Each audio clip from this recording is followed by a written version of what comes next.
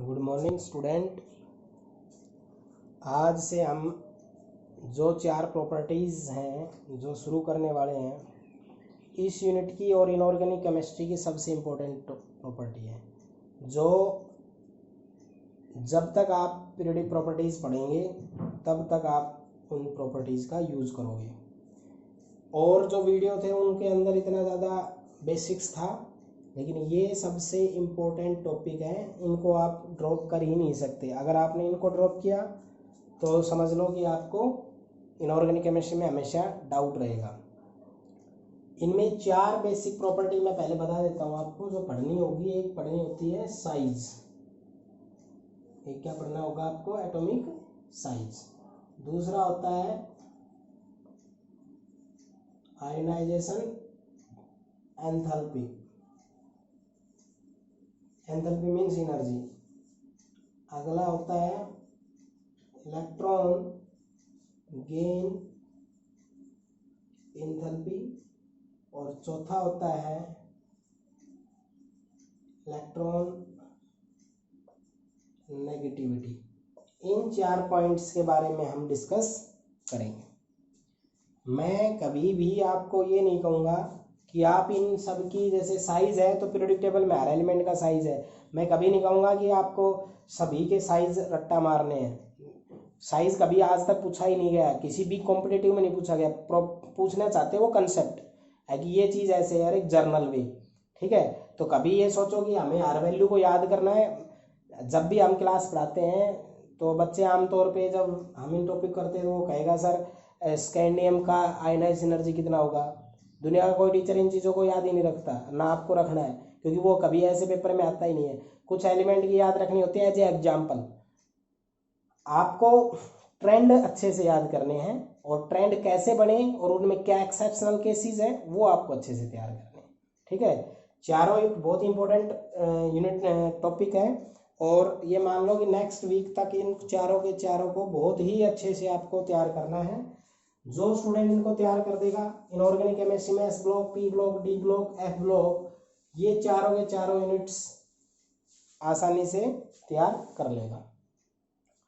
अब हम स्टार्ट करते हैं। एटॉमिक रेडियस तो टॉपिक है, लेकिन इससे पहले मैं आपको बताता हूँ काज ऑफ पीरियोडिसिटी क्या होती है।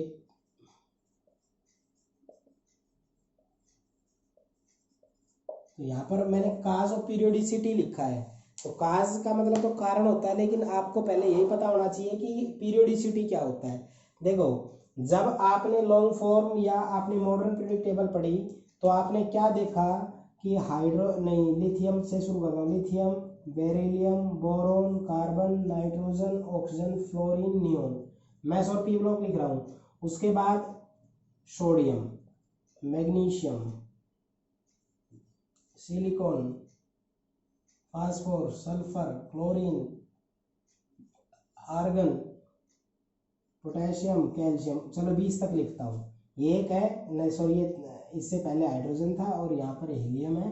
1 2 3 4 5 6 7 8 9 10 11 12 13 14 15 16 17 18 19 20 तक के एलिमेंट आपने लिख लिए। अब जब ये आपने एलिमेंट लिख लिए हैं तो आपने देखा कि ये 8वां एलिमेंट जो आ रहा है इसकी प्रॉपर्टी सेम है, ठीक है। Lithium, sodium, potassium, rubidium, caesium, francium, ये सारे अल्कली मेटल में है। Beryllium, magnesium, calcium, strontium, barium, radium, सभी ग्रुप बन जाएंगे वो तो धीरे धीरे। लेकिन क्या होता है कि ये इस तरह के ग्रुप क्यों बने?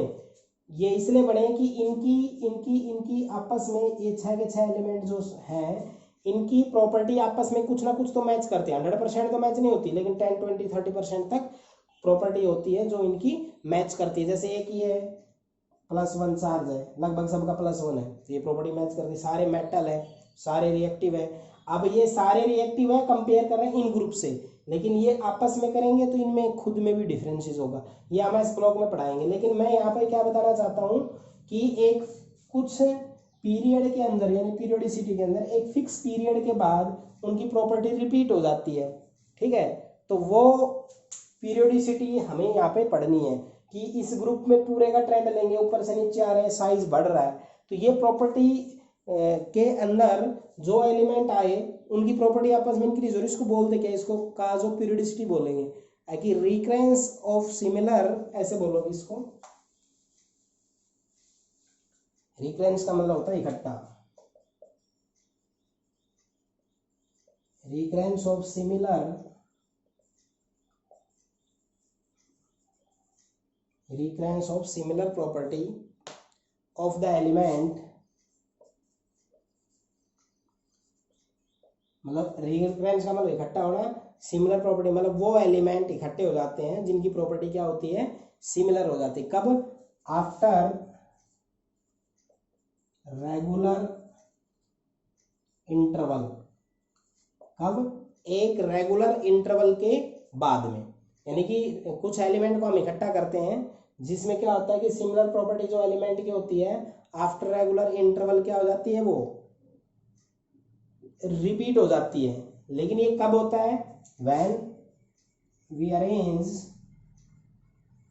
इन increasing order of their atomic number. अगर हम एलिमेंट को increasing order of the atomic number रखते हैं तो जिन एलिमेंट की प्रॉपर्टी सेम होती है वो एक जगह पर एक पीरियड के अनुसार रिपीट होना स्टार्ट हो जाते हैं, उसी को हम क्या बोलते हैं, काज ऑफ पीरियडिसिटी। शायद समझ में आया होगा कि जो एलिमेंट्स होते हैं वो इकट्ठे हो जाते हैं कुछ इंटरवल के बाद में, और कैसे, जब हम उनको increasing order of the atomic number रखते हैं। ठीक है, तो काज ऑफ पीरियडिसिटी यानी कि हर चार जो प्रॉपर्टी मैंने बताई थी चारों में यूज होगी।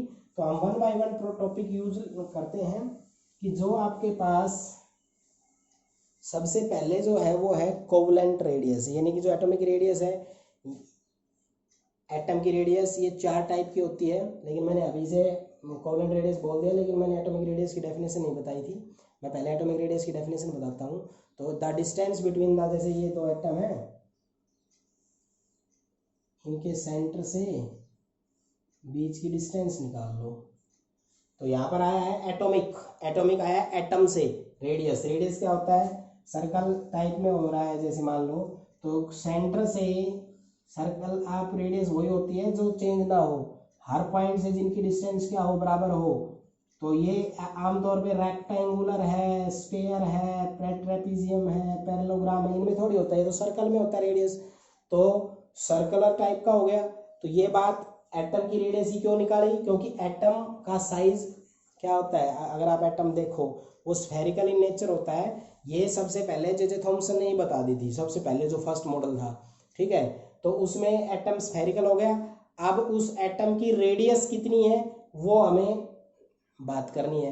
तो क्या होगा, the distance between from the centre of the nucleus of the outermost shell of electron, यानी कि the distance between the centre of nucleus to outermost cell of electron, यानी कि न्यूक्लियस से, जैसे ये न्यूक्लियस एटम है, ये nucleus है, न्यूक्लियस के सेंटर से और लास्ट इलेक्ट्रॉन के बीच की डिस्टेंस, उसको हम क्या बोलेंगे, एटॉमिक रेडियस। देखो कितना हाइपोथेटिकल बात कर रहे हैं हम, आज तक हमने न्यूक्लियस देखा नहीं, हमने इलेक्ट्रॉन देखा नहीं, फिर भी हम ये बताते हैं। तो इसका मतलब ये माइक्रोस्कोपिक स्टडी पे होता है, बहुत ही स्मॉल साइज के ये होते हैं। इसका साइज न्यूक्लियस का -15 मीटर होता है, और एटम का साइज 10⁻⁻10 मीटर होता है। इलेक्ट्रॉन दुनिया का सबसे छोटा पार्टिकल वैसे मानते हैं फंडामेंटल में, बट आजकल तो इनसे भी छोटे पार्टिकल्स हैं, बट उनको फंडामेंटल पार्टिकल्स नहीं लेते, वो इनके डिविजिबल पार्टिकल होते हैं, जिसमें proton, positron, anti neutrino, neutrino, pi meson, K meson वगैरह काफ़ी होते हैं। 32 पार्टिकल है। जो डाल्टन ने कहा था ना, atom is the smallest particle which can not be further divided, atom सबसे छोटा पार्टिकल होता है जिसको आप डिवाइड नहीं कर सकते। फिर बाद में बताया गया नहीं, आप 3 में तोड़ सकते हो, प्रोटॉन, इलेक्ट्रॉन, न्यूट्रॉन, 3 भागों से मिलकर बना है। फिर आज हम बता सकते हैं कि एटम जो है वो 32 टाइप्स ऑफ स्मॉल पार्टिकल से मिलकर बना है। ठीक है, तो ये इस रेडियस की बात कर रहे हैं जो सेंटर ऑफ न्यूक्लियस से लास्ट इलेक्ट्रॉन के बीच की डिस्टेंस है। अब जिस तरह के बॉन्ड बनते हैं उसी तरह की ये टाइप्स बनती जाएगी। तो हम अब इनको 1 बाई 1 रेडियस लेकर चलते हैं। सबसे पहला जो मैं लेके चलूंगा वो मैं लेके चलूंगा कोवलेंट रेडियस। क्या लेके चलूंगा मैं? Covalent radius. अब सब बच्चों को पता है, ये 10th स्टैंडर्ड में आ गया था, कोवलेंट बॉन्ड क्या होता है। देखो कोवलेंट बॉन्ड जो आपका होता है ये बनता है, यहाँ पे मैं इसको डिटेल नहीं बताऊंगा, सिर्फ डेफिनेशन बताऊंगा। ये अगली यूनिट है, 4th जो है ना उसमें आएगा। म्यूचुअल शेयरिंग जिनके अंदर होती हो, क्या होती हो? Mutual sharing. अब एक एटम है ये, जैसे हाइड्रोजन की बात कर रहा हूँ, तो ये H प्लस H से मिलकर बना है। हाइड्रोजन का एटॉमिक नंबर 1 है, इस हाइड्रोजन का भी 1 है, तो ये एक लास्ट सेल में 1। तो इसको अगर पहले सेल में कितने इलेक्ट्रॉन होते हैं? 2। तो ये हाइड्रोजन क्या पूरा करना चाहेगा? अपना ड्यूप्लेट। दूसरा हाइड्रोजन भी क्या करना चाहेगा? ड्यूप्लेट। तो क्या करते हैं, ये हाइड्रोजन जो है ये दूसरे हाइड्रोजन इनके साथ अपने इलेक्ट्रॉन को शेयर कर लेते हैं। तो एटम की रेडियस नहीं, एटम कैसा नेचर का होता है? तो रफ आइडिया दूंगा, स्फेरिकल। ये पहला हाइड्रोजन है, ये दूसरा, लगभग सेम, पूरे एग्जैक्टली सेम साइज के ही मिलेंगे।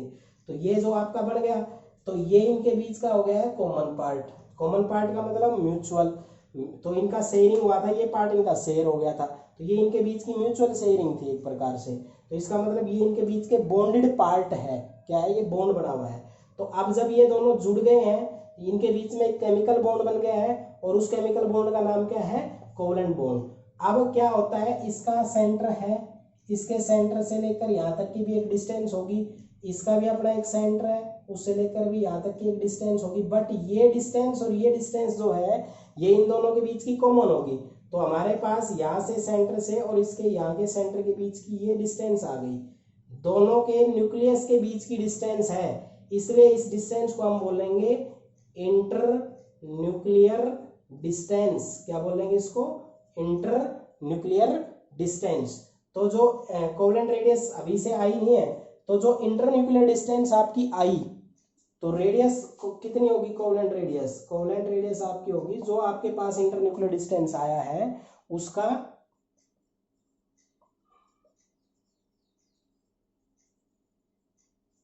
हाफ कर दो। हाफ इसलिए क्या?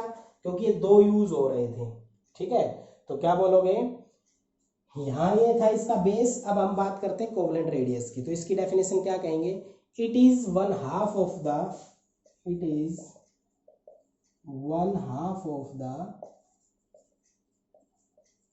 internuclear distance between two covalently bonded atom। जो दो कोवलेंटली बॉन्डेड एटम होते हैं सेम एलिमेंट के होने चाहिए, डिफरेंट के नहीं निकाल सकते।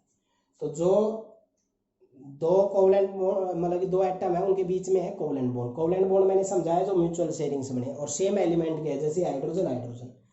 तो दोनों के बीच के सेंटर के से लेकर जो डिस्टेंस होगी उसको क्या कहेंगे? Internuclear distance. तो उनके इंटरन्यूक्लियर डिस्टेंस का 1/2 कर दो, क्या कहलाएगा? वो आपका कोवलेंट रेडियस कहलाएगा। ठीक है, तो क्या बोलोगे? It is the 1/2 of the internuclear distance between two covalently bonded atom of same element. याद रखोगे? दोबारा से जो मैंने बताया, अब मैं दोबारा से इसको एक्सप्लेन करके बताता हूँ। ये हाइड्रोजन, ये दूसरा हाइड्रोजन, ये इनके बीच का कॉमन पार्ट, ये इसका सेंटर, ये इसका सेंटर, ये एग्जैक्ट लगभग सेम साइज के से बनने चाहिए। रफ आइडिया है ये, थोड़ा सा ऊपर नीचे दिखेगा तो इससे कोई वो नहीं होने वाला। तो यहाँ से सेंटर हो गया इसका, ये इसका सेंटर हो गया। ठीक है, अब इनके बीच की जो ये डिस्टेंस हुई इसको क्या बोलेंगे? Inter nuclear distance. मतलब देखो इंटर तो अंदर हो गया, न्यूक्लियर मतलब न्यूक्लियस से, तो इंटर न्यूक्लियर डिस्टेंस आपके इनके अंदर हो गया है। ठीक है, दो एटम है, एक ये है एक ये है, हाइड्रोजन हाइड्रोजन सेम एटम है, तो जो कंडीशन है वो फुलफिल हो गई। अब इनके बीच की इंटर न्यूक्लियर डिस्टेंस निकाली, तो आमतौर पे हम क्या देखते हैं, जो हाइड्रोजन आपका होता है ना, इनके बीच की जो इंटर न्यूक्लियर डिस्टेंस है ये प्रैक्टिकली हमें, मैं बता रहा हूँ आपको, मैंने कहा था सभी का याद नहीं रखना, एक का जो एग्जाम्पल दो याद रखना, 74 पिकोमीटर होती है। तो जो कोवलेंट रेडियस होगी, जो कोवलेंट रेडियस होगी वो किसके बराबर होगी? वो होगी इंटर न्यूक्लियर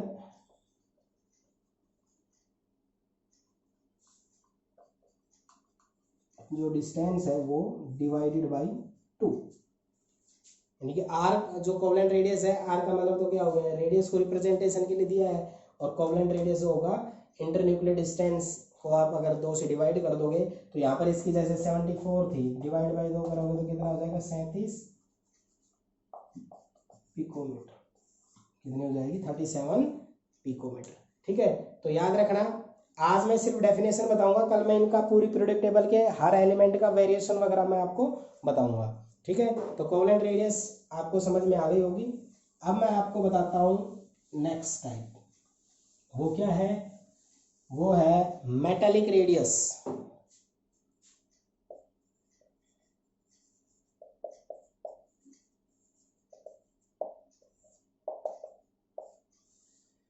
मेटालिक रेडियस क्या होती है, इसको बताने से पहले आपको मेटालिक के बारे में पढ़ना चाहिए। मेटल से है तो मेटल का जो अरेंजमेंट होता है वो इस तरह से होता है,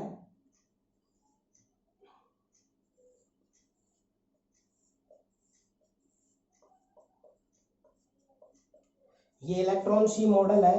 ये पॉजिटिव आपके जो होते हैं कैर्नल्स बोलते हैं, इसको हम क्या बोलते हैं, इलेक्ट्रॉन बोलते हैं। ठीक है, इलेक्ट्रॉन है, तो ये पॉजिटिव कैर्नल्स और इलेक्ट्रॉन्स जो होते हैं इनके बीच में एक बॉन्ड होता है। यहाँ पर पॉजिटिव को प्रोटॉन नहीं कहोगे, कैर्नल्स, कर्नल भी नहीं, कैर्नल्स। ठीक है, पॉजिटिव कैर्नल्स बोलते हैं, ये इलेक्ट्रॉन शी मॉडल में बताया गया।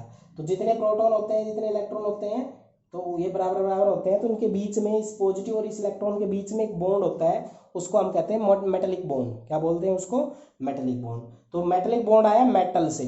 अब मेटल आप सब बच्चे जानते हैं बहुत ही ज़्यादा, मतलब कि जितने भी मेटल एग्जिस्ट करते हैं नियर अबाउट 75% के करीब जो आपके पीरियोडिक टेबल में एलिमेंट वो मेटल्स हैं, और मैक्सिमम मेटल सारे क्या है, सॉलिड है, मरकरी को छोड़ के।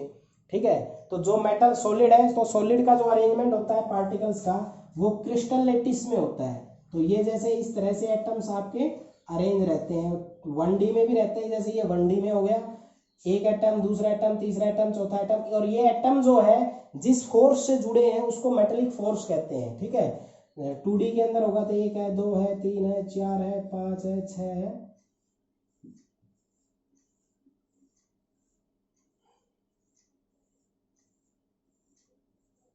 ठीक है, इस तरह से अरेंजमेंट होता है। तो ये जो होता है इसको तो मैंने बताया मेटेलिक बॉन्ड। देखो जब भी आप रेडियस करो तो उससे पहले आपको उसी टाइप का बॉन्ड पता होना चाहिए, बॉन्ड मतलब फोर्स। तो जो ये मेटेलिक फोर्स है ये आपको, जैसे ये आपके पास ये हो गया 1D में, 2D में, 3D में हम यहाँ दिखा नहीं सकते। तो सॉलिड के पार्टिकल्स इस तरह से ही अरेंज रहते हैं। जैसे मैं एक एग्जांपल देके बताता हूँ, जैसे आपके पास CaCl होता है, सीजियम क्लोराइड, तो जो CaCl आपका होता है वो इस तरह से अरेंज होता है। ये कॉर्नर पे तो Cl नेगेटिव होता है और यहाँ पर क्या होता है, Cs पॉजिटिव होता है। तो सीजियम सेंटर पे होता है, कॉर्नर पे क्या होते हैं, क्लोरीन। तो क्लोरीन और सीजियम जो है इनके बीच में जो फोर्स होता है, ये दूर दूर दिखा रहा हूँ बट ये क्लोज पैक होते हैं, यानी कि 4 इधर, ये क्या है, 4 इधर, 4 इधर, और बीच में आपका ये सीजियम होता है, और उनके बीच में स्ट्रॉन्ग फोर्स होता है मेटेलिक। ठीक है, तो यहाँ पर मेटेलिक रेडियस क्या हुई, मेटेलिक रेडियस मैंने मेटेलिक बॉन्ड बताया। तो मेटेलिक रेडियस जो आपकी होती है वो होती है, it is 1/2 of the internuclear distance, 1/2 of the internuclear distance, यानी कि सेम उसी वाली बात आ गई है कि इंटरन्यूक्लियर डिस्टेंस जो होती है उसका 1/2 होता है, किस में होता है, बिटवीन टू नेबरिंग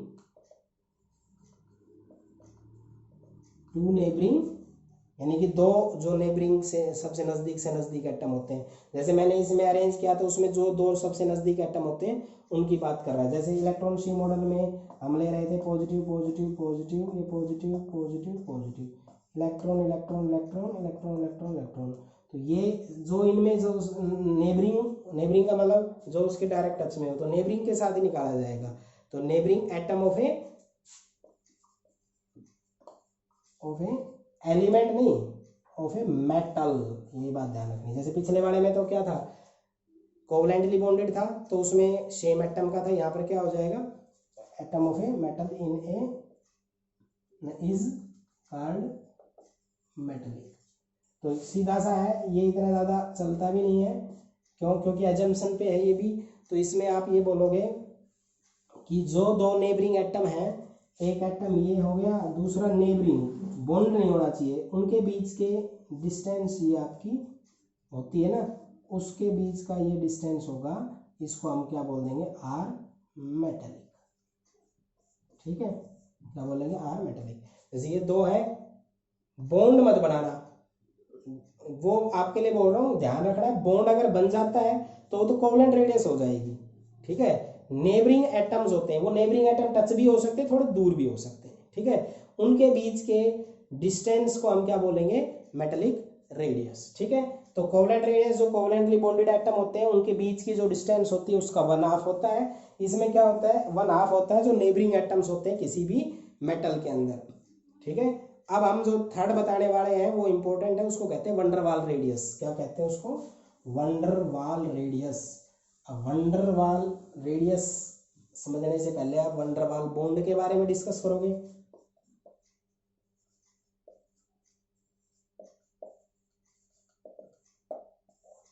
वंडरवाल जो रेडियस होता है वो वीक फोर्स होता है,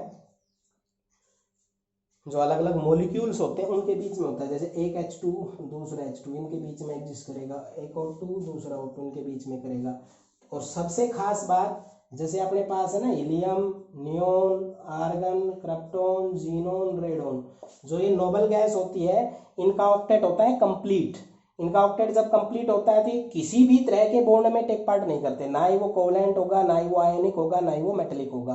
तो फिर इनके बीच में एग्जिस्ट जो करती है उसको क्या कहते हैं, वंडरवाल। एक हीलियम मॉलिक्यूल्स और दूसरे हीलियम मॉलिक्यूल के बीच में जो होगा उसको हम वंडरवाल कहेंगे। अब ये वंडरवाल है ना, ये बहुत टाइप के होते हैं, जैसे dipole dipole interaction, induce dipole interaction, dipole induce dipole interaction, London force of dispersion. इस तरह से आपके ये 5-6 टाइप के होते हैं। ये आगे जब 6 यूनिट आएगी वहाँ पे हम आपको सिखाएंगे। तो वंडरवाल रेडियस जो आपकी होगी वो आमतौर पे किस में होती है, या तो मॉलिक्यूल्स में होती है या किस में होती है, नोबल गैस में होती है। कोई आपसे पूछे कि सर नोबल गैस में क्यों होती है, क्योंकि नोबल गैस किसी भी तरह के केमिकल बॉन्ड में टेक पार्ट नहीं करते। तो क्या कहोगे, इट इज, इसकी डेफिनेशन क्या लिखोगे, इट इज 1/2 ऑफ द, इसकी डेफिनेशन क्या होगी, इट इज 1/2 ऑफ द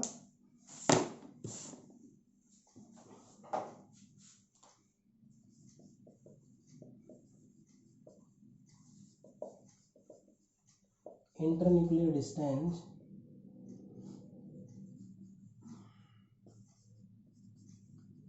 यहां तक तो सेम हो गया बिटवीन, लेकिन उसमें क्या था, कोवलेंटली बॉन्डेड, दूसरे वाले में मेटेलिक में क्या था, नेबरिंग, और इसमें क्या है, बस ऐसे ही तो वर्ड ध्यान रखने हैं कि वो तो कोवलेंट जो बॉन्ड बनता है उनमें होता है, उसमें जो नियरेस्ट एटम होते हैं उनके बीच में होता है। तो वंडरवाल किसके बीच में होता है, between the nuclei of two adjacent, between nuclei of two adjacent, between nuclei of two adjacent atom of the substance,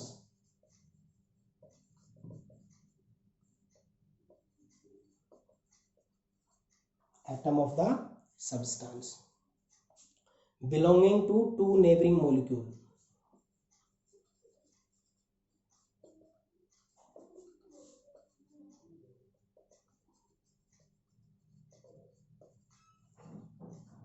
belonging to two neighboring molecules in a solid state। तो जैसे देखो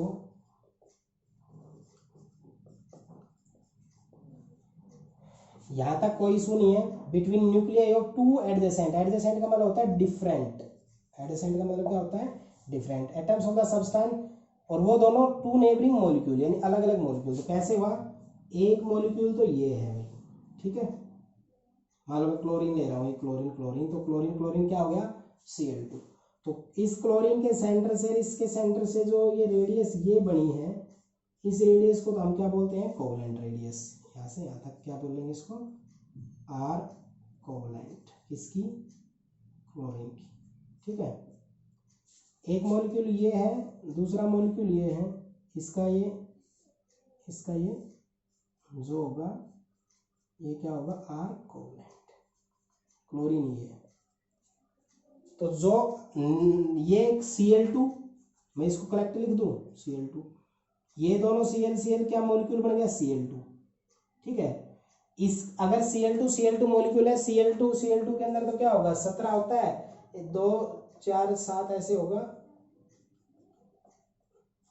ये इसका बन गया, ये इसका बन गया, तो Cl2 बन गया ये।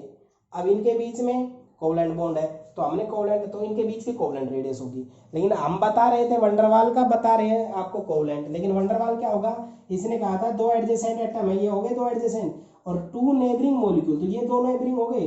तो नेबरिंग मॉलिक्यूल में पहला ये है इसकी, दूसरा ये इसकी, ये जो इंटरन्यूक्लियर डिस्टेंस बनी अलग अलग जो नेबरिंग मॉलिक्यूल्स है, इनका जो 1/2 होगा, इसको क्या कहेंगे, आर वंडरवाल, ठीक है, समझ में आया। जो अलग अलग मॉलिक्यूल थे ये, इनके बीच की तो वंडरवाल रेडियस हो गई, सॉरी कोवलेंट रेडियस हो गई, दूसरे वाले की भी कोवलेंट रेडियस हो गई।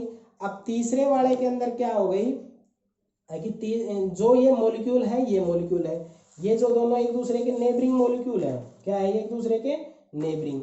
अब इन नेबरिंग मॉलिक्यूल्स में ये है, इनका यहाँ से यहाँ तक की रेडियस को तो इसकी इंटरन्यूक्लियर डिस्टेंस कह देंगे, यानी जो यहाँ से यहाँ तक जो बनी है ना, ये इसकी क्या है, इंटरन्यूक्लियर डिस्टेंस, इंटरन्यूक्लियर डिस्टेंस। अब इस इंटरन्यूक्लियर डिस्टेंस का मैं हाफ कर दूं, तो ये क्या बन जाएगी, वंडरवाल रेडियस। तो आई बात समझ में। तो क्या है कि ये भी 1/2 होता है, लेकिन किसका होता है, 2 अलग अलग एटम्स जो सब्सटेंस होते हैं उनके अंदर, और जो नेबरिंग मॉलिक्यूल्स होता है उनके बीच की इंटरन्यूक्लियर डिस्टेंस का हाफ जो होता है, वो आपका क्या होता है, वंडरवाल रेडियस होता है, ठीक है। तो वंडरवाल रेडियस 2 अलग अलग मॉलिक्यूल में, तो ये इसकी काफी ज्यादा दिख रही है, कोवलेंट रेडियस कम दिख रही है। जो क्लोरीन का केस होता है, क्लोरीन की जो ये वंडरवाल रेडियस आपकी होती है 180 के करीब होती है, 180 पिकोमीटर, और जो कोवलेंट रेडियस होती है ये आपकी शायद 99 पिकोमीटर है। तो ज्यादा कौन सी है, कोवलेंट है। तो याद रखना कोवलेंट रेडियस जो है वो ज्यादा होती है, और van der Waals radius, sorry covalent radius जो होती है वो कम होती है, और वंडरवाल ज्यादा होती है। जितनी भी मैं टाइप बताऊंगा ना, सबसे बड़ी अगर होगी तो वो कौन होगी, वंडरवाल। क्यों होगी, क्योंकि ये ऐसे मॉलिक्यूल के बीच में होती है जिनके बीच में बॉन्ड नहीं होता, तो थोड़े दूर रहेंगे तो इंटरन्यूक्लियर डिस्टेंस भी क्या होगी, कम होगी, ठीक है। अब जो इसके अंदर बची है वो है last ionic radius. Ionic radius देखो 4 टाइप की ही रेडियस होती है। पहली जो रेडियस होती है वो होती है कोवलेंट, दूसरी जो होती है वो होती है मेटेलिक, तीसरी जो होती है वो होती है वंडरवाल, और चौथी में जो बता रहा हूँ वो बता रहा हूँ आयोनिक रेडियस। आयोनिक रेडियस है नेक्स्ट। तो आप आयोनिक रेडियस से समझ गए हो कि मान लो आप NaCl में निकालना चाहते हो, ये पॉजिटिव और ये Cl नेगेटिव, ये कैटायन ये एनायन, तो इनकी जो रेडियस होगी उसी हिसाब से होगा। तो ऐसे होता है, कैटायन का साइज जो होता है और जो एनायन का साइज होता है उसी हिसाब से हम उनको काउंट कर लेते हैं। तो याद रखना कैटायन एनायन अलग अलग एटम होते हैं, तो उनकी रेडियस जो होगी वो बिल्कुल एग्जैक्टली नहीं होगी, तो आप इनको अलग अलग तरीके से क्या करोगे, रिप्रेजेंट करोगे, ठीक है। तो जो आपके पास साइज ऑफ कैटायन होता है ना, वो हमेशा एनायन के साइज से छोटा होगा, ठीक है। तो इनके बीच की जो रेडियस होगी, तो इसके सबके सेंटर को वो कर लिया करो भाई, जैसे ये दोनों के सेंटर कर लिया, ये इनके यहाँ की बीच की हो गई, तो क्या हो गया, यहाँ से यहाँ तक तो ये छोटा साइज होता है वो कैटायन का होता है, C लिख देता हूँ, ये जो होता है ये एनायन का होता है, A लिख देता हूँ, ठीक है। तो इनके इंटरन्यूक्लियर डिस्टेंस कितनी हुई, इसके सेंटर से इसके सेंटर से, ये भी है कैटायन की रेडियस और एनायन की रेडियस, इसको क्या बोलते हैं, इंटरन्यूक्लियर डिस्टेंस। तो आयनिक जो रेडियस होती है आपकी, वो एक प्रकार से क्या होती है, इफेक्टिव डिस्टेंस होती है between the centre of nucleus, between effective distance between the from the centre of the nucleus of the ion up to which it has an influence in the ionic bond, मतलब कहाँ तक, जहां तक उनके बीच में ionic bond formation होता है। तो क्या बोलोगे, द इफेक्टिव डिस्टेंस